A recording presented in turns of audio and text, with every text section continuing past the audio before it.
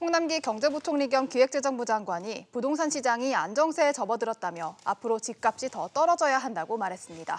그런가 하면 국토교통부는 최근 시행된 전월세 상한제와 관련해서 전월세를 5% 이내에서 올리는 경우에도 집주인이 세입자의 동의를 받아야 한다고 밝혀서 논란이 커지고 있습니다.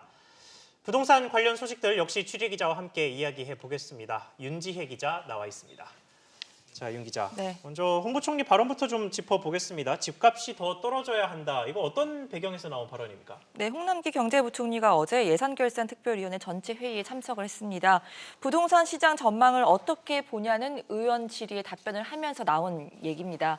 이용호 무소속 의원이 무주택자는 영혼까지 끌어서 주택을 사야 하느냐라고 묻자 홍 부총리는 개인 판단이긴 하지만 앞으로 부동산 가격이 더 떨어져야 한다고 생각한다. 이렇게 답을 한 겁니다.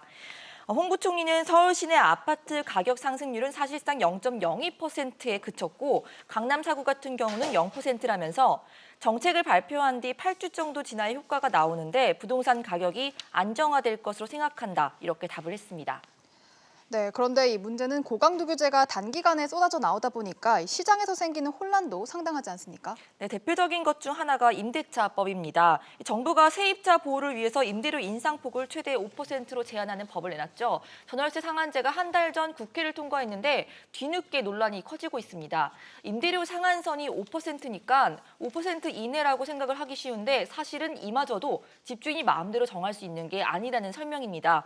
국토교통부가 내놓은 해설서에 따르면 만약 집주인이 5% 인상을 청구해도 세입자가 반드시 응해야 하는 것은 아니고 집주인과 세입자가 5% 범위 내에서 협의를 통해 결정해야 합니다. 이렇게 되면 전월세 상한법이 아닌 사실상 전월세 동결법 아니냐는 지적이 나오고 있습니다. 개정안이 통과될 당시에 심사 없이 여당 단독으로 속결로 진행이 되면서 졸속 법안 논란이 커지고 있는 상황입니다.